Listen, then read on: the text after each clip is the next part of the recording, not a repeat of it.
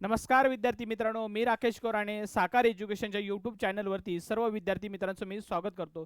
विद्यार्थी मित्रांनो, आज जो आपण चर्चेला टॉपिक घेतलेला आहे यूट्यूबसाठी, जो एक्झाम पॉईंट ऑफ व्ह्यूनं खूप महत्त्वाचा आहे. 4 स्टेट आणि 1 केंद्रशासित प्रदेशमध्ये निवडणुकीचं जे काही रणशिंगण आहे ते फुकलं गेलेलं आहे. इलेक्शन कमिशन ऑफ इंडियाने एक कमी वेळेमध्ये हे इलेक्शन कंडक्ट करण्याचं जे काही सर्वात जे काही आहे ते पुकारलेलं आहे. ते सर्व कमी वेळेत होणार आहे. आजचा जो इतिहास आहे त्यामध्ये सर्व कमी वेळामध्ये जे काही इलेक्शन पुकारलेलं आहे 4 स्टेट्स आणि 1 युनियन टेरिटरीमध्ये त्यांना ते कंडक्ट करायचं आहे. आणि हे लोकशाहीचा जो उत्सव आहे तो 4 स्टेट आणि एका युनियन टेरिटरीमध्ये आपल्याला बघायला मिळणार आहे. तर यामध्ये आपल्याला जो काही exam point of view IBPS असेल, रेल्वे असेल किंवा TCS असेल किंवा कोणतीही स्टेट PCS एक्झाम असेल, त्यामध्ये यावर 100% आपल्याला क्वेश्चन्स बघायला मिळणार आहे. त्यावरती जिथे जे इलेक्शन आहे त्यामध्ये सर्वात जे हॉट इलेक्शन आहे ते वेस्ट बेंगॉलमध्ये आणि तमिळनाडूमध्ये आपल्याला बघायला मिळणार आहे. विद्यार्थी मित्रांनो, सत्ताधारी जो काही पक्ष आहे आणि जे काही विरोधक पक्ष आहे त्यामध्ये आपल्याला चांगलीच टफ फाईट बघायला मिळणार आहे. या लेक्चरमध्ये आपल्याला जे काही आहे टोटल जे काही सीट्स असतील, प्रत्येक स्टेट्समध्ये किती सीट्स आहेत, त्यासाठी किती इलेक्शन किंवा त्यासाठी किती लोक काय म्हणतात त्याला आपण वोट करणार आहेत, तर टोटल जे काही वोट्स आहेत ते आपण पूर्ण डेटा जो काही स्टॅटिक डेटा असेल तो आपण बघणार आहोत. प्लस एक्झाम पॉईंट ऑफ व्ह्यूनं आपल्याला जे काही इलेक्शन कमिशन ऑफ इंडिया खूप इम्पॉर्टंट आहे त्यानुसार आपण त्याला बघणार आहोत. इलेक्शन कमिशन ऑफ इंडियाशी रिलेटेड आर्टिकल्स असतील ते आपण इम्पॉर्टंट आर्टिकल्स बघणार आहोत. प्लस जे काही मॉडेल कोड ऑफ कंडक्ट आचारसंहितेचे नियम आहेत ते एक्झाम पॉईंट ऑफ व्ह्यूनं आपल्याला काय गोष्टीच्या गरजेच्या आहेत. एक सामान्य नागरिक म्हणून आपल्याला जगताना या गोष्टी थोड्याशा आपल्याला आयडिया असणं गरजेचं आहे. विद्यार्थी मित्रांनो, तर आपण जे काही बेसिक गोष्टी आहेत, एक 10 ते 15 मिनिटाचं हे सेशन असेल, त्यामध्ये आम्ही ह्या सर्व गोष्टी तुम्हाला एकदम पूर्णपणे व्यवस्थित समजावून सांगणार आहे. त्यानंतर तुम्हाला हा व्हिडिओ पूर्णपणे बघायचा आहे आणि जर समजा तुम्हाला व्हिडिओ आवडला तर त्याला लाईक करायचं आहे, आपल्या मित्रपरिवारामध्ये त्याला शेअर करायचं आहे आणि आमच्या साकार एज्युकेशनच्या नाशिकच्या यूट्यूब चॅनलला तुम्ही सबस्क्राईब करायचं आहे. विद्यार्थी मित्रांनो, लगेच आपण आपल्या टॉपिकला सुरुवात करूया. विद्यार्थी मित्रांनो, बघा कोणते कोणते स्टेट आहेत ज्यामध्ये हे इलेक्शन होणार आहे. तर विद्यार्थी मित्रांनो, नॉर्थ ईस्ट पासून आपण स्टार्ट करूया. विद्यार्थी मित्रांनो, बघा इलेक्शन बघा तुम्ही एकदा बघून घ्या. विद्यार्थी मित्रांनो, आसाम पासून स्टार्ट होणार आहे, नॉर्थ ईस्ट पासून स्टार्ट होणार आहे. आसाममध्ये टोटल जे काही सीट्स आहेत, बघा आसाममध्ये टोटल सीट्स किती आहेत, तर विधानसभेसाठी टोटल 126 सीट्स आहेत. त्याच्यासाठी हे इलेक्शन होणार आहे विधानसभेसाठी. ठीक आहे. त्याच्यानंतर मग खाली जे सर्वात मोठं स्टेट आहे तिथं आहे बघा, ते स्टेट आहे आपलं वेस्ट बेंगॉल. ठीक आहे विद्यार्थी मित्रांनो, वेस्ट बेंगॉल आहे. वेस्ट बेंगॉलमध्ये टोटल सीट्स जे आहेत ते 294 आहेत. आसाममध्ये सत्ताधारी पक्ष जो काही BJP आहे, भारतीय जनता पार्टी, तिथे हिमंत बिश्वा शर्मा यांचं सरकार आहे, ते CM आहेत. प्लस त्यांना मदतीला जे काही गव्हर्नर आहेत एक्झिक्युटिव्ह प्रणालीमध्ये, ते गव्हर्नर आहेत लक्ष्मण प्रसाद आचार्य. तर या इलेक्शनसाठी ह्यांची ही तिसरी टर्म असणार आहे. लगातार 10 वर्षापासून हिमंत बिश्वा शर्मा BJPचं तिथं सत्ताधारी पक्ष आहे. आता या तिसऱ्या टर्मसाठी ते हॅट्रिक करण्यासाठी ते उत्साहित आहेत. ठीक आहे विधानसभेसाठी. आणि ममता बॅनर्जींची जे ऑलरेडी हॅट्रिक कंप्लीट झालेली आहे वेस्ट बेंगॉलमध्ये, ते आता चौथ्या टर्मसाठी उत्साही आहेत CM बनण्यासाठी. पण त्यांच्या विरोधी बघा, विरोधी जो पक्षनेता आहे त्यांचा BJPचा शुवेंदू अधिकारी, जो 2021 मध्ये त्यांनी ममता बॅनर्जी यांचा जो काही पराभव केला होता 2021 मध्ये, तुम्हाला आजही आठवत असेल. ठीक आहे. शुवेंदू अधिकारी हे जे आहे ते भवानीपूर आणि नंदीग्राम या 2 ठिकाणांपासून ते जे इलेक्शन लढत असतात आणि ह्यावेळेस सुद्धा त्यांनी चांगली काट्याची टक्कर देण्याचे चान्सेस आहेत. विद्यार्थी मित्रांनो, BJP वेस्ट बेंगॉलमध्ये चांगलं टक्कर देण्याचं जे काही पूर्णपणे प्राईम मिनिस्टर नरेंद्र मोदी असेल किंवा आपले अमित शाह असेल home minister, corporate affair corporation union minister for the corporation Amit Shah, हे दोघं मिळून खूप सारी ताकद लावणार आहेत या इलेक्शन जिंकण्यासाठी. वेस्ट बेंगॉल हे स्ट्रॅटेजिक पॉईंट ऑफ व्ह्यूनं खूप इम्पॉर्टंट स्टेट आहे BJP पॉईंट ऑफ व्ह्यूनं, तर त्यांना हे काबीज करायचं आहे. विद्यार्थी मित्रांनो, पुढचं जे स्टेट आहे बघा, पुढचं स्टेट आहे विद्यार्थी मित्रांनो तमिळनाडू. तमिळनाडूमध्ये टोटल सीट्स आहेत बघा, तर 234 विधानसभेचे सीट्स आहेत. त्याच्यासाठी हे इलेक्शन होणार आहे. त्याचा शेजारचं स्टेट आहे केरला. ठीक आहे. केरलामध्ये बघा, केरलामध्ये टोटल सीट्स आहेत 140 सीट्स अवेलेबल आहेत विधानसभेच्या इलेक्शनसाठी. याच्यासाठी इलेक्शन होणार आहे. तमिळनाडूमध्ये बघा कोणाचं सरकार आहे, तर तमिळनाडूमध्ये DMK पार्टी म्हणजेच काय, द्रविडा मुनेत्रा कझागम या पार्टीचं तिथे जे काही सत्ताधारी पक्ष आहे आणि इथे तमिळनाडूमध्ये प्रत्येकी 5 वर्षाला वेगवेगळं सरकार असतं, काही कॉन्स्टंट सरकार तिथे चालत नाही आहे. DMK झालं की AIDMKचं सरकार इथं, AIDMKचं सरकार झालं की DMKचं सरकार इथं. आणि AIDMK म्हणजे काय, ऑल इंडिया अण्णा द्रमुडा मुनेत्रा कझागम. ठीक आहे. आणि त्याच्यानंतर बघा केरळामध्ये कोणाचं सरकार आहे, डावी आघाडीचं सरकार आहे तिथे, कम्युनिस्ट पार्टी ऑफ इंडिया CPIचं सरकार असतं तिथे. पिनाराई विजयन तिथे CM आहेत विद्यार्थी मित्रांनो. आणि केरळामध्ये जे गव्हर्नर आहेत, नवीन आता जे गव्हर्नर आहेत सध्याला, ते राजेंद्र विश्वनाथ अर्लेकर आहेत.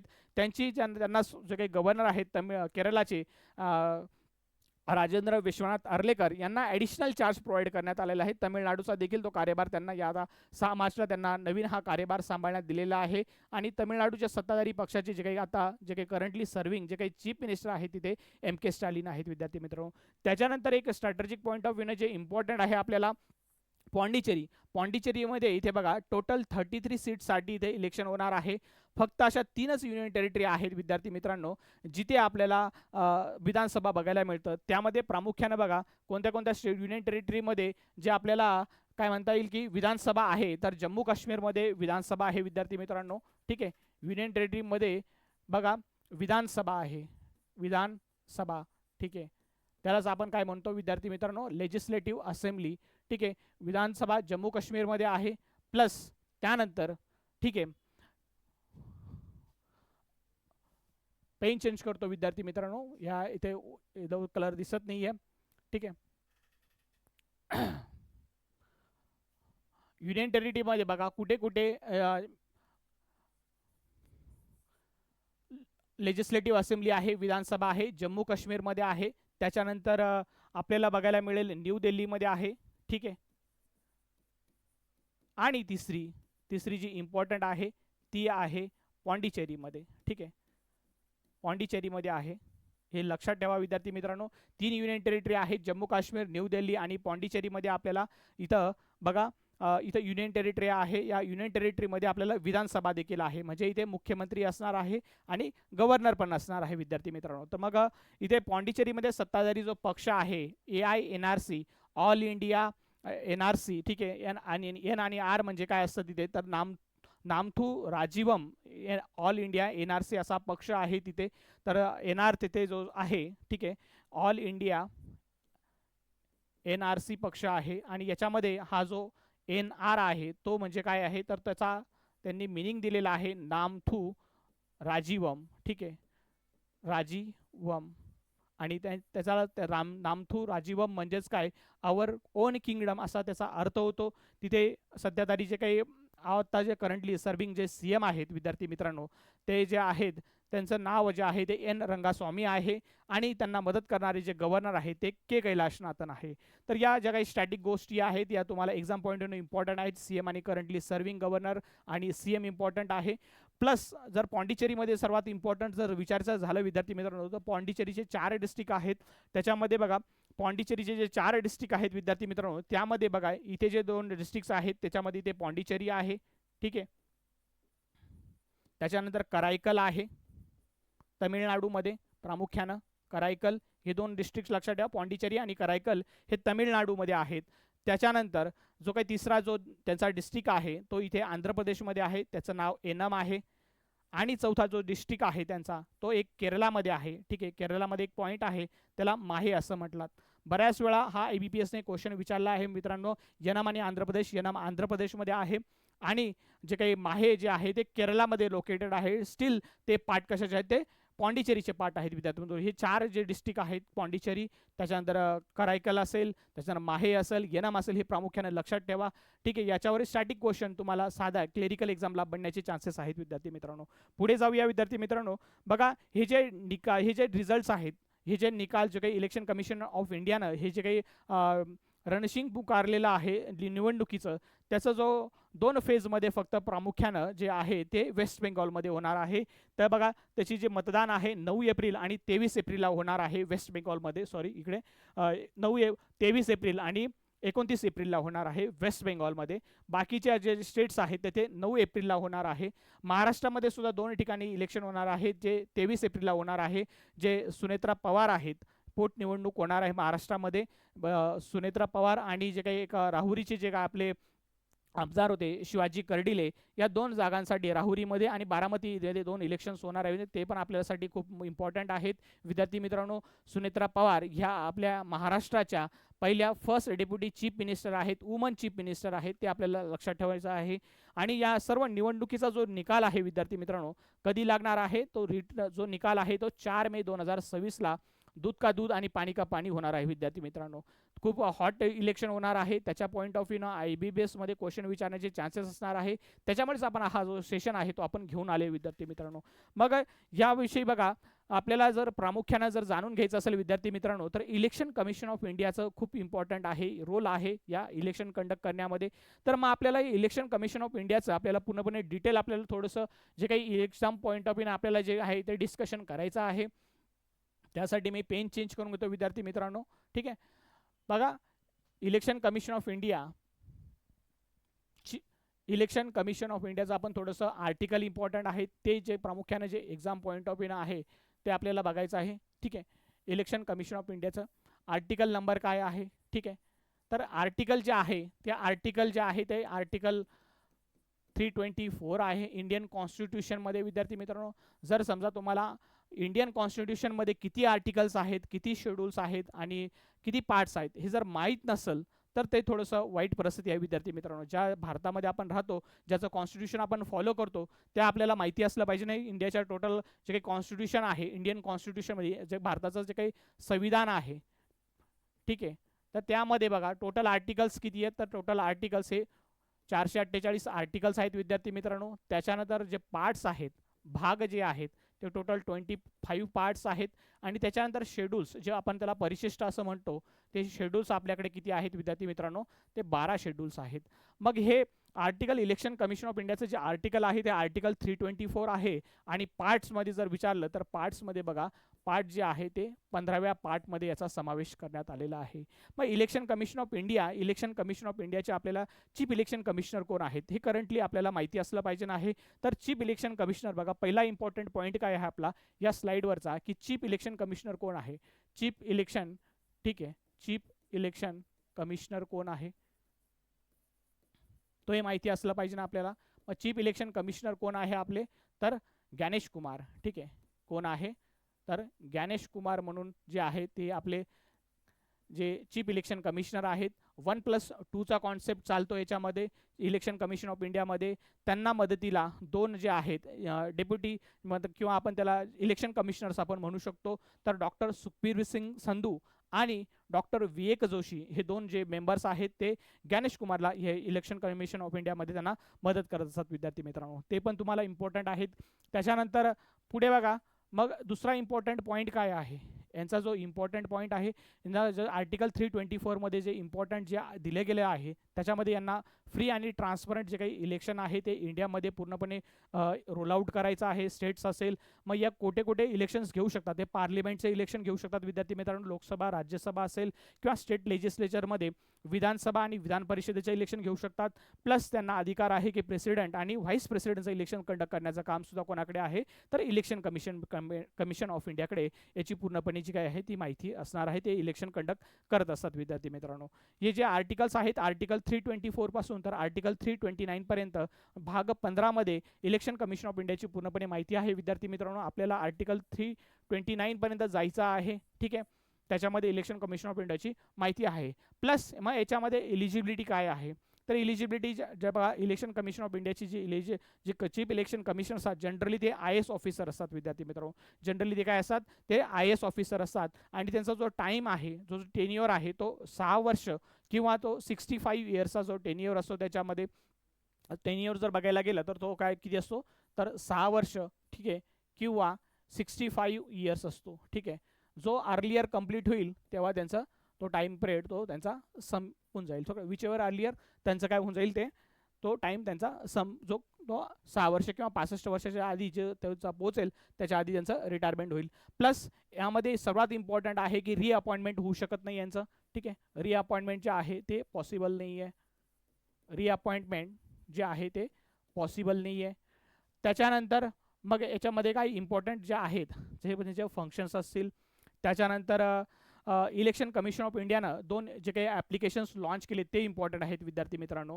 ते ज्या ॲप्लिकेशन्स आहेत मोबाईल ॲप्लिकेशन्स, त्याचे एक नाव आहे ते आहे स्वीप पोर्टल. ठीक आहे, स्वीप पोर्टलचा फुल फॉर्म इम्पॉर्टंट आहे विद्यार्थी मित्रांनो. सिस्टमॅटिक वोटर एज्युकेशन आणि इलेक्ट्रोल पार्टिसिपेशन. काय फुल फॉर्म आहे विद्यार्थी मित्रांनो? तर systematic voters electoral election, systematic voter election आणि इलेक्ट्रोल पार्टिसिपेशन. आणि अजून एक ॲप्लिकेशन लॉन्च केले त्यांनी. अजून त्याचं एक ॲप्लिकेशन आहे ECI नेट म्हणून एक ॲप्लिकेशन आहे, ते लॉन्च केलेलं आहे. कशासाठी लॉन्च केलेलं आहे? तर ते काही जी इलेक्ट्रोल लिटरेसी आहे ती आपल्या कंट्रीच्या सर्व लोकांना माहिती व्हावी, अवेअरनेस क्रिएट व्हावा, वोटिंग अवेअरनेस क्रिएट व्हावा, त्यासाठी हे ॲप्लिकेशन्स त्यांनी लॉन्च केले आहेत इलेक्शन कमिशन ऑफ इंडियानं.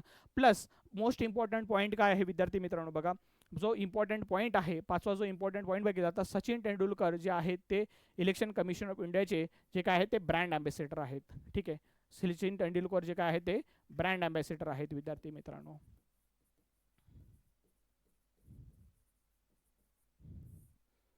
ब्रँड अँबॅसेडर कोण आहे? तर सचिन तेंडुलकर आहेत. त्याच्यानंतर आपल्याला काय सांगता येईल विद्यार्थी मित्रांनो, या इलेक्शन कमिशन ऑफ इंडियाच्या दृष्टीनं आपल्याला जे सर्वात इम्पॉर्टंट आहे, ठीक आहे, या जर तुम्हाला स्क्रीनशॉट घ्यायचा असेल विद्यार्थी मित्रांनो तर त्याचा तुम्ही स्क्रीनशॉट घेऊ शकता विद्यार्थी मित्रांनो. ठीक आहे, एक तुम्ही स्क्रीनशॉट घेऊन घ्या त्याचा. ठीक आहे, बघा, इलेक्शन कमिशन ऑफ इंडियाचं आपल्याला फॉर्मेशन माहिती असलं पाहिजे नाही विद्यार्थी मित्रांनो. इलेक्शन कमिशन ऑफ इंडियाचं फॉर्मेशन कधी झालेलं आहे? तर फॉर्मेशन बघा, ते 25 जानेवारी 25 जानेवारी 1950ला इलेक्शन कमिशन ऑफ इंडियाचं फॉर्मेशन झालेलं आहे विद्यार्थी मित्रांनो. ठीक आहे, 25 जानेवारी 1950ला. आणि त्या 25 जानेवारीलाच आपण काय सेलिब्रेट करतो? म्हणून आपण त्याला नॅशनल वोटर्स डे म्हणून सेलिब्रेट केलं जातो. ठीक आहे, नॅशनल वोटर्स डे आपण सेलिब्रेट करतो विद्यार्थी मित्रांनो. ह्या जो स्टॅटिक डेटा आहे तो इम्पॉर्टंट आहे विद्यार्थी मित्रांनो. त्याच्यानंतर आपल्याला डेमोक्रॅटिक आणि रिपब्लिकमध्ये 26 जानेवारीला रिपब्लिक का म्हटलं जातं? तर रिपब्लिकचा अर्थ आणि डेमोक्रेसीचा अर्थ जो आहे तो आपल्याला माहिती असला पाहिजे. डेमोक्रेसी म्हणजे काय विद्यार्थी मित्रांनो? की एक इलेक्टेड गव्हर्नमेंट आहे. आणि रिपब्लिक म्हणजे काय? तर जे काही इलेक्शन झालेले जे काही गव्हर्नमेंट आहे त्याच्यातला जो काही हेड आपण निवडणार आहोत तो सुद्धा इलेक्टेड मेंबर असला पाहिजे, नाही त्याला रिपब्लिक असं म्हटलं जातं विद्यार्थी मित्रांनो. आणि हे जे पूर्ण आपल्याकडे जे स्टेट्स आहेत तर 28 स्टेट्स आणि आपल्याकडे किती युनियन टेरिटरी? तर 8 युनियन टेरिटरी आहेत विद्यार्थी मित्रांनो. त्याच्यामध्ये आपल्याला थोडंसं माहिती असलं पाहिजे की विधान परिषद ज्या 28 स्टेट्स आहेत त्याच्यामध्ये फक्त 6 स्टेट्समध्येच विधान परिषद आहे. विधान परिषद मग कुठे कुठे आहे हे आपल्याला इम्पॉर्टंट असू शकतं. ठीक आहे, एक्झाम पॉईंट ऑफ व्ह्यू ना. तर विधान परिषद जे आहे ते उत्तर प्रदेशमध्ये आहे, बिहारमध्ये आहे, महाराष्ट्रामध्ये आहे, कर्नाटकमध्ये आहे आणि तेलंगणा आणि आंध्र प्रदेश या 6 स्टेट्समध्ये आपल्याला विधान परिषद आपल्याला बघायला मिळते विद्यार्थी मित्रांनो. बघा, हे काही ज्या गोष्टी आहेत त्या इलेक्शन कमिशनच्या इम्पॉर्टंट आहेत विद्यार्थी मित्रांनो. त्याच्यानंतर मग याचं काम काय आहे? इलेक्शन कमिशन ऑफ इंडियाचं जे काम आहे ते इम्पॉर्टंट काय काम आहे विद्यार्थी मित्रांनो ते आपल्याला बघायचं आहे. काम जे करतात ते खूप इम्पॉर्टंट काम आहे. काय काम आहे? तर जे काही वोटर लिस्ट आहे त्याचं अपडेशन करणं, जे काही इलेक्ट्रोल रोल्स आहेत ते तयार करणं, इलेक्शन जे आहे ते फेअर आणि ट्रान्सपरंट मॅनेजमध्ये त्यांना पूर्णपणे कव्हर करणं, कोणत्याही प्रकारची इलेक्शनमध्ये धांदली किंवा गडबडी होऊ न देणं, किंवा तसं झाल्यास ते इलेक्शन कॅन्सल करण्याचा देखील त्यांच्याकडे अधिकार जो आहे तो राखून ठेवलेला आहे त्यांनी. अशा काही प्रमुख गोष्टी आहेत ज्या इलेक्शन कमिशनच्या ज्या आहेत ते आपण त्याला म्हणू शकतो की ह्या कार्यप्रणालीमध्ये त्यांचा समावेश करण्यात आला आहे. आणि सगळ्यात इम्पॉर्टंट म्हणजे अपॉइंटमेंट कोण करतं? इलेक्शन कमिशन ऑफ इंडियाची जी अपॉइंटमेंट आहे ती प्रेसिडेंटद्वारे केली जाते विद्यार्थी मित्रांनो. ठीक आहे, अपॉइंटमेंट कोण करतं इलेक्शन कमिशन ऑफ इंडियाची? तर ती प्रेसिडेंटद्वारे केली जाते. प्रेसिडेंटद्वारे याची अपॉइंटमेंट केली जाते. आणि जर समजा रेजिग्नेशन जर द्यायचं असेल इलेक्शन कमिशन ऑफ इंडियाला तर ते मग ते त्यांना सुद्धा जे काय आहे ते प्रेसिडेंटकडे त्याला सबमिट करावे लागेल रेजिग्नेशन. आणि जर समजा त्याला रिमूव्हल किंवा इम्पिचमेंटची प्रोसिजर चालवायची असेल, रिमूव्हल करायचं, त्याच्या पोझिशनवर त्याला रिमूव्ह करायचं असेल तर मग सेम सुप्रीम कोर्टचा जे रिमूव्हलची प्रोसेस आहे त्याच प्रोसेसने सुद्धा इलेक्शन कमिशन ऑफ इंडियाच्या जे काही आहेत त्यांना रिमूव्ह केलं जातं विद्यार्थी मित्रांनो. पुढे जाऊया मग आपण. बघा, हे जे डेटा सांगितला तुम्हाला विद्यार्थी मित्रांनो तो खूप इम्पॉर्टंट आहे, जो तुम्हाला एक्झाम पॉईंट ऑफ तो गरजेचा आहे, त्याच्याविषयी आपल्याला माहिती असणं गरजेचं आहे. त्याच्यानंतर मग भारतीय निवडणूक आयोग. बघा, आर्टिकल्स आपल्याला आता जाऊन घेऊया. थोडेसे आर्टिकल्स आपल्याला इम्पॉर्टंट आहेत एक्झाम पॉईंट ऑफ आर्टिकल्स. बघा, आर्टिकल 324 मध्ये काय दिलेलं आहे? तर मग इलेक्शन कमिशन ऑफ इंडियाचं काय काम आहे? तर मग डायरेक्शन, कंट्रोल असेल, सुपरविजन असेल त्या निवडणूक संविधानात त्यांनी पूर्णपणे त्याचं पालन करायचं आहे. प्लस जे काही राष्ट्रपती असतील लेजिस्लेशन पार्लमेंट असेल, स्टेट लेजिस्लेचर असेल, राष्ट्रपती असेल, व्हाईस प्रेसिडेंट असेल, यांचं इलेक्शन कंडक्ट करण्याचं काम कोणाचं आहे तर इलेक्शन कमिशन ऑफ इंडियाचं आहे विद्यार्थी मित्रांनो. नेक्स्ट आर्टिकल बघा, नेक्स्ट 325 आर्टिकल आहे. त्याच्यामध्ये काय आहे बघा, कोणत्याही जो काही व्यक्ती आहे त्याला धर्म, जात आणि लिंग यावरून त्याला इलेक्शन लढवण्यासाठी त्याला वगळता येणार नाही. सर्वांना अधिकार आहे इलेक्शन लढवण्याचा. याच्यामध्ये पूर्णपणे जो काही आहे तो उल्लेख केला गेलेला आहे. त्याच्यानंतर चीफ इलेक्शन कमिशनर आणि त्याला लागणारे जे दोन मदत करणारे जे आहेत इलेक्शन कमिशनर्स त्यांची अपॉइंटमेंट करणं, याच्यामध्ये ते 325 आर्टिकलमध्ये ची इन्फॉर्मेशन दिलेली आहे. त्याच्यानंतर सर्वात इम्पॉर्टंट आर्टिकल आहे आर्टिकल 326. जे आर्टिकल 326 आहे विद्यार्थी मित्रांनो, याच्यावर नंबर ऑफ टाइम्स क्वेश्चन्स आलेला आहे की ही जी अमेंडमेंट आहे ती खूप इम्पॉर्टंट आहे. आधी जे राईट टू वोट होतं ते 21 वर्षाचा जो व्यक्ती कोणी 21 वर्षाचं एज अटेंड करेल त्यावेळेस त्याला तो अधिकार मिळत होता. पण मात्र 61st जी कॉन्स्टिट्युशनल अमेंडमेंट करण्यात आली भारताच्या संविधानामध्ये आणि त्याच्यापासून ते जे काही एज आहे ते 21 वरून 18 वर शिफ्ट करण्यात आलं. ती इम्पॉर्टंट अमेंडमेंट आहे विद्यार्थी मित्रांनो.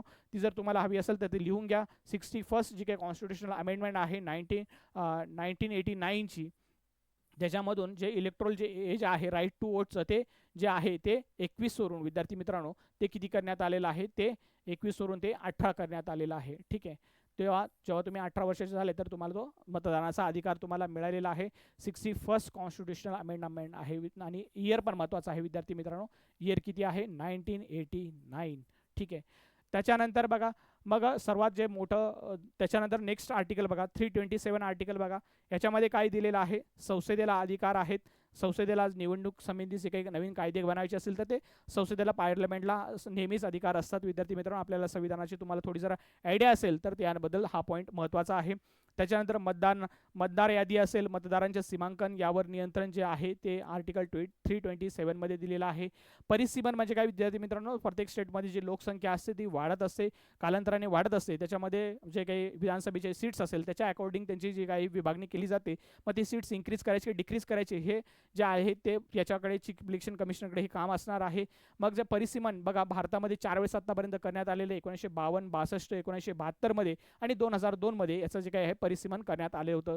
ठीक आहे, त्याच्यानंतर पुढे बघा आर्टिकल 328 मध्ये काय इन्फॉर्मेशन दिलेली आहे विद्यार्थी मित्रांनो, की राज्य विधानसभेला अधिकार काय काय आहेत बघा. विधानसभेला त्यांच्या निवडणुकांबाबत कायदे करण्याचा अधिकार मात्र संसदेकडील आहे. संसदेचा जो कायदा आहे त्याला प्राधान्य दिलेलं आहे.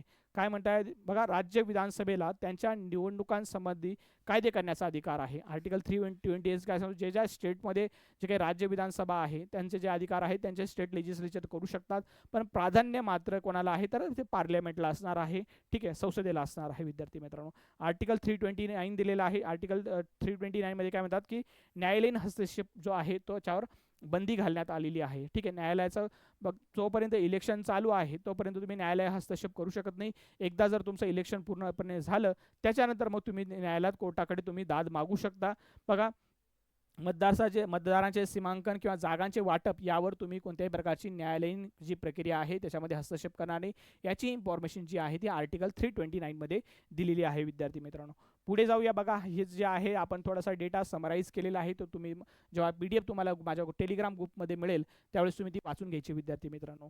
त्याच्यानंतर आपण पुढे जाऊया बघा. पुढे आपल्याला जे आहे आचारसंहितेविषयी काय काय नियम असतात. आचारसंहिता म्हणजे काय, ज्या दिवशी जे चीफ इलेक्शन जे आपले कमिशनर आहेत जे काही अनाउन्समेंट करतात की या स्टेटमध्ये निवडणुकीचं बिगुल वाजलेलं आहे त्या तारखेपासून आचारसंहिता चालू होते विद्यार्थी मित्रांनो. मग आपण बऱ्याच वेळा बघितलेलं आहे की जे काही मोठे मोठे प्रोजेक्ट्स असतात किंवा काही मंदिर असेल जिथे बोर्ड्स लावलेले असतील, जे गव्हर्नमेंटने काम केले असेल त्या पॉलिटिकल पार्टीने, तिथे जे प्लेट्स असतात ते काही तरी कपड्याने किंवा पेपरने त्यांना झाकलं जातं. असं आपण बऱ्याच वेळा आपण सामान्य जनतेने आपण ते बघितलेलं आहे. त्याच्यामध्ये मग काय आपले मॉडेल कोड ऑफ कंडक्ट काय असणार, आचारसंहितेचे आपण काय काय पालन करायचं आहे किंवा त्या पॉलिटिकल पार्टीनं काय काय पालन करायचं आहे याच्याविषयी थोडीशी आपण इन्फॉर्मेशन जाणून घ्यावी विद्यार्थी मित्रांनो. बघा, जनरल कोड ऑफ कंडक्ट काय आहे की तुम्ही कोणत्याही प्रकारचं हेट स्पीच करायचं नाही आहे. कोणत्याही प्रकारचं कोणत्याही व्यक्तीला आपण हेट स्पीच करायचं, चिथावणीखोर भाषण आपल्याला करायचं नाही आहे. त्याच्यानंतर criticism only on the policies. बघा, जे काही सत्ताधारी पक्ष असेल ज्याच्यावर विरोधी पक्षाने त्याला जर आपल्याला काही त्याच्यावर आक्षेप घ्यायचा असेल तर त्याच्या पॉलिसीजवर आपण आक्षेप घ्यायचा आहे, त्याच्या पर्सनलवरती आपण काही जास्त बोलायचं नाही आहे असं चीफ इलेक्शन कमिशन आपल्याला इलेक्शन कमिशन सांगतं. त्याच्यानंतर जे काही रिस्पेक्ट रिलीजन, जे काही रिलीजन आहे समोरच्या पक्षाचा किंवा कोणत्याही व्यक्तीचा जो काही रिलीजन असेल त्याचा रिस्पेक्ट करायचा आपल्याला. त्याच्यानंतर do not use the religious places for the campaigning, म्हणजे आपण त्याच्या काही रिलिजियस जे स्पेस आहेत, जे काही टेम्पल्स असतील, त्याचा कोणत्याही प्रकारचा आपल्याला या इलेक्शन कमिशनमध्ये त्याचं इलेक्शन होत असताना, पारित होत असताना आपण त्याचा यूज करायचा नाही आहे विद्यार्थी मित्रांनो. त्याच्यानंतर दुसरं बघा, मीटिंग्स अँड द कॅम्पेन. बघा मीटिंग्स आणि कॅम्पेन्स कुठे करायचे बघा, मग त्याच्याविषयी जी माहिती असेल, म्हणजे सभा आणि प्रचार घेण्यासाठी काय काय नियम आहेत विद्यार्थी मित्रांनो. बघा, पूर्वसूचना आवश्यक आहे. जे काही आपण सभा घेणार आहोत त्या तिथं संबंधित पोलीस स्टेशनला जे काही आपल्याला ते पूर्णपणे त्यांची परवानगी घ्यावी लागते. पूर्व परवानगी घेऊनच आपण ती सभेचं जे काही जागा असेल त्याचं नियोजन करू शकतो. प्रशासनाला आपल्याला कळवावं लागेल. त्याच्यानंतर पूर्णपणे शांतता राखायची आहे. प्रचारामुळे जे काही आपल्यामुळे कोणत्याही प्रकारची वाहतूक जो काही आहे ती खंडित होणार नाही. आपल्यामुळे कोणी डिस्टर्ब व्हायला नको असं आपल्याला तिथे कोड ऑफ कंडक्ट आचरण करायचं आपल्याला. आणि समान संधी, सार्वजनिक जागा जी आहे एका पक्षाने ताब्यात घेऊ नये. सार्वजनिक जागा असेल तर प्रत्येक जो काही पक्ष असेल त्यांनी काही कालांतराने, आज जर तुमची सभा असेल तर मग दुसऱ्या पक्षाची उद्या सभा असेल, असा टाइमली मॅनेजमेंट करून ती एकच जे काही सरकारी पक्ष, जे सरकार गव्हर्नमेंटची जागा आहे त्याच्यावर कोणत्याही एका पक्षाचा दावा राखू शकत नाही विद्यार्थी मित्रांनो. त्याच्यानंतर पुढे जाऊया आपण. पुढे बघा, वोटिंग डे. जो काही वोटिंग डे आहे, ज्या दिवशी आपल्याला जे काही मतदानाचा दिवस आहे, त्यामध्ये त्या दिवशी आपल्याला काय काय आचरण करायचं आपल्याला बघा. मतदान केंद्राजवळ प्रचार जो आहे तो बंद आहे. मतदान ज्या दिवशी वोटिंग असेल त्या दिवशी मतदान केंद्राचा जिथं परिसर असेल तिथे कोणत्याही प्रकारचा प्रचार करता येत नाही. 100 मीटरपासून आपल्याला जो काही 100 मीटर बघा, केंद्रापासून 100 मीटर अंतरात प्रचार करण्यास मनाई आहे.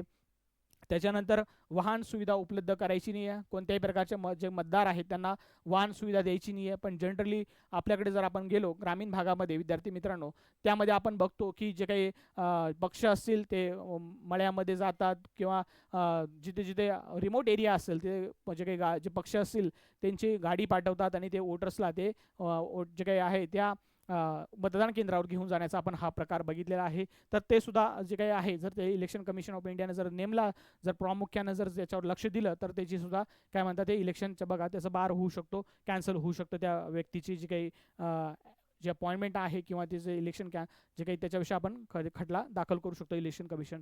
त्याच्यानंतर भीती दाखवायची नाही आहे, मतदारांना कोणत्याही प्रकारचा दबाव द्यायचा नाही आहे, मतदान करायला भाग पाडायचं नाही, कोणत्याही प्रकारची ब्राईब द्यायची नाही आहे विद्यार्थी मित्रांनो. त्याच्यानंतर रुलिंग गव्हर्नमेंट जे आहे ते नो न्यू स्कीम, जे काही रेवड्या वाटायचं काम चालू आहे विद्यार्थी मित्रांनो, रेवड्या कोणत्याही प्रकारच्या वाटायला येणार नाही आहे. एकदा जर तुमचं इलेक्शन कमिशनने जर डेट अनाऊन्स केली तर कोणत्याही प्रकारची रेवड्या वाटायचं काम नाही आहे. पण प्रामुख्याने आपण जर बघितलं तर मग पूर्ण ऑल ओव्हर इंडियामध्ये हा ट्रेंड सेट झालेला आहे. इलेक्शन कमिशन जर डेट अनाऊन्स करण्याच्या आधीच या लोकांना कळून जातं की आता डेट अनाऊन्स होणार आहे. जनरली त्यांना माहितीच असतं की विधानसभेचा जो काही कार्यकाल आहे तो संपलेला आहे. मग त्यावेळेसपासून जर पॉलिटिकल जो पक्ष आहे तो रेवड्या वाट्याचं काम चालू करून देतो. मग फॉर एक्झाम्पल जर आपण बघितलं आपल्या स्टेटमध्ये जी चालू आहे, तुम्ही बघितलं असेल त्याचा भरपूर प्रचंड प्रतिसाद जो आहे सत्ताधारी पक्षाला मिळाला होता. ठीक आहे, जी काही चालू केलेली आहे त्यांनी योजना त्यासाठी. तसंच आसाममध्ये देखील आपल्याला बघायला मिळालेलं आहे. हिमंत बिश्वा शर्मा यांनी चांगल्या प्रकारे 9,000च्या रेवड्या वाटायचं काम चालू केलेलं आहे. तसा प्रत्येक स्टेटमध्ये असं हा जो ट्रेंड आहे तो सेट झालेला आहे. मग त्याचं काय म्हणतात की न्यू स्कीम, तुम्ही कोणत्याही प्रकारचं जे काही लुभावणं किंवा तुम्ही त्यांना आकर्षित करण्यासाठी असं मतदाराला कोणत्याही प्रकारचं ती योजना आखू शकत नाही. त्याच्यानंतर no misuse in the public funds, जे काही पब्लिक फंड्स आहे त्याचा तुम्ही मिसयूज करू शकत नाही आहे. त्याच्यानंतर त्यांची मशिनरी वापरू शकत नाही, पब्लिक मनी किंवा machinery should not be use for the campaigning. सरकारी जी काही यंत्रणा आहे त्याचा वापर करू शकत नाही विद्यार्थी मित्रांनो. ठीक आहे. त्याच्यानंतर बघा तिसरा आहे maintain neutrality. Ministers should not be campaign during the official tours. Official tours असेल तर त्याच्यामध्ये पूर्णपणे त्यांना न्यूट्रॅलिटी मेंटेन करायची विद्यार्थी मित्रांनो. हे जे आहेत ते काही रूल्स आहेत. त्याच्यानंतर पॉलिटिकल पार्टीज अँड कॅन्डिडेट्ससाठी काय बघा, पॉलिटिकल पार्टीज आणि कॅन्डिडेट्स काय आहे, ब्रायबरी जी आहे ती प्रॉहिबिशन आहे, कोणत्या प्रकारची लाच त्यांना मतदारांना द्यायची नाही, पैसे द्यायचे नाहीत विद्यार्थी मित्रांनो. त्याच्यानंतर ऑनेस्ट कॅम्पेनिंग करायची आहे आणि इक्वल अपॉर्च्युनिटीज आहेत. All parties should be get equal access to the public facilities. त्यांना ह्या गोष्टीची ती मिळाली पाहिजे, इक्वल फॅसिलिटी त्यांना मिळाली पाहिजे. सर्व पक्षांना सार्वजनिक सुविधा आणि समान प्रमाणात मिळायला पाहिजे विद्यार्थी मित्रांनो. त्याच्यानंतर बघा इम्प्लिमेंटेशन अँड पनिशमेंट. मग याच्यानंतर जर समजा काय काय होऊ शकतं याचं इम्प्लिमेंटेशन आणि कोड ऑफ कंडक्टचं जर आचरण केलं नाही आपण विद्यार्थी मित्रांनो, तर आपल्याला काय जे काय आहे आचारसंहिता जर स्वयंनियंत्रित आहे, रेग्युलेटेड आहे, पण जर उल्लंघन जर झालं तर गुन्हा दाखल होऊ शकतो. पण पक्षाची मान्यता देखील जाऊ शकतं. इलेक्शन कमिशन ऑफ इंडियाचं कामच काय आहे, नवीन जी पॉलिटिकल पार्टी असेल तिला मान्यता देणं, तिला चिन्ह देणं, पण तिचं कॅन्सलेशनचं काम सुद्धा कोणाकडे, तो अधिकार सुद्धा इलेक्शन कमिशन ऑफ इंडिया राखून ठेवलेला आहे. तर तो जो चिन्ह आदेश बघा 1968च्या कलम 16A नुसार आयोग पक्षाची मान्यता सुद्धा रद्द करू शकतो. ठीक आहे. मग असे काही इम्पॉर्टंट आर्टिकल जे आचारसंहितेचे जे नियम आहेत ते आपल्याला लक्षात ठेवायचे आहेत विद्यार्थी मित्रांनो. मी तुम्हाला आजचा जो व्हिडिओ आणलेला आहे विद्यार्थी मित्रांनो, इलेक्शन कमिशन ऑफ इंडिया हा खूप डिटेल व्हिडिओ आहे. यामध्ये आपण जे डिस्कशन केलं ते एक्झाम पॉईंट ऑफ खूपच इम्पॉर्टंट आहे. याचं समराईज जे आहे ते मॉडेल कोड ऑफ कंडक्ट आचारसंहितेचे नियम आहेत हे याच्यामध्ये दिलेले आहेत. ते तुम्ही एकदा PDF मध्ये तुम्ही ते रीड करू शकता विद्यार्थी मित्रांनो. बघा आम्ही एक बॅच लॉन्च केली विद्यार्थी मित्रांनो, सॉरी 10 मार्च 2026 पासून एक बॅच लॉन्च केलेली आहे. तर ती बँकिंग एक्झाम जे IBPS एक्झाम कंडक्ट करते प्लस MBA CT साठी फोकस अशी बॅच लॉन्च केलेली आहे 10 मार्च 2026 पासून. त्यामध्ये आम्ही तुम्हाला 3 दिवसाचे डेमो लेक्चर्स जे फ्री ऑफ कॉस्टमध्ये अवेलेबल करून दिलेत. जर तुम्हाला बँकिंगचं प्रिपरेशन करत असाल तर नक्कीच तुम्ही हे जे डेमो लेक्चर्स आहेत ते अटेंड करायला हवे विद्यार्थी मित्रांनो. त्यामध्ये तुम्हाला क्वांट असेल, रिझनिंग असेल, जनरल अवेअरनेस असेल, हे चारही सब्जेक्ट्स आहेत. इंग्लिश पकडून चारही सब्जेक्ट्स आहेत हे डेली बेसिसवरती ते शिकवले जातात. जर तुम्हाला क्लास लावायचा असेल किंवा कोचिंग इन्स्टिट्यूट जॉईन करायचे असेल विद्यार्थी मित्रांनो तर तुम्ही हे डिसिजन हे डेमो लेक्चर्स अटेंड करायला हवे पाहिजे नाहीत. तर दुपारची बॅच आहे 4:30 ते 4 आफ्टरनूनची बॅच आहे. तर ती बॅच तुम्ही डेमो लेक्चर्स अटेंड करू शकता. ठीक आहे. त्याच्यानंतर पुढे जर गेलो विद्यार्थी मित्रांनो, आमचे हा जर व्हिडिओ तुम्हाला आवडला असेल विद्यार्थी मित्रांनो, असं जर तुम्हाला इन्फॉर्मेटिव्ह कंटेंट आमच्या यूट्यूब चॅनलवर बघायचं असेल तर साकार एज्युकेशन नाशिकच्या यूट्यूब चॅनलला तुम्ही नक्कीच सबस्क्राईब करायचं विद्यार्थी मित्रांनो. आणि जर तुम्हाला हा माझा इन्फॉर्मेटिव्ह कंटेंट जर आवडला असेल विद्यार्थी मित्रांनो तर त्याला एक हक्काचं माझं लाईक करायचं आहे, तुमच्या मित्रपरिवारामध्ये त्याला शेअर करायचं आहे. त्याच्यानंतर बघा जर तुम्ही टेलिग्राम ग्रुपवर नसाल तर आमच्या साकार एज्युकेशनच्या टेलिग्राम ग्रुपवरती तुम्ही जॉईन होऊन जा विद्यार्थी मित्रांनो. आणि एक माझा एक छोटासा ग्रुप आहे, ठीक आहे, टेलिग्राम ग्रुप आहे, तो तुम्ही जॉईन करून घ्यायचा आहे. GA by Rakesh Gorane. ठीक आहे, GA बाय राकेश गोराणे. यामध्ये सुद्धा तुम्हाला जे काही डेली लेक्चर्स आहेत त्याच्यात मी त्याच्यावर PDF शेअर करत असतो विद्यार्थी मित्रांनो. ते PDF तुम्ही डाउनलोड करून तुमचं जे काही नॉलेज आहे ते वाढवू शकता विद्यार्थी मित्रांनो. त्याच्यानंतर पुढं बघा जर तुम्ही इंस्टाग्रामवर असाल तर आमचं जे साकार एज्युकेशनचं पेज आहे त्याला तुम्ही लाईक करायचं आहे. ठीक आहे. त्याच्यावरही तुम्हाला बऱ्याचशा जे काही आमच्या क्लासविषयी माहिती असेल, इन्फॉर्मेटिव्ह कंटेंट असेल ते तिथं तुम्ही शेअर करत असतो, ते तुम्हाला कळून जाईल. तोपर्यंत बघा व्हिडिओ बघितला शेवटच्या मिनिटापर्यंत तुम्ही जर बघितला असेल विद्यार्थी मित्रांनो तर तुमचं मी तुम्हाला धन्यवाद देतो विद्यार्थी मित्रांनो. असाच तुम्ही व्हिडिओ बघत राहा. नेक्स्ट मी जो काही व्हिडिओ घेऊन येणार आहे तोपर्यंत आपण भेटूया. पुढचंही इन्फॉर्मेटिव्ह कंटेंट असणार जे एक्झाम पॉईंट इम्पॉर्टंट असणार आहे. अशा इन्फॉर्मेटिव्ह कंटेंटसाठी तुम्ही आमच्या चॅनलला सबस्क्राईब करायचं आहे. तोपर्यंत भेटूया नेक्स्ट व्हिडिओमध्ये. धन्यवाद. थँक्यू.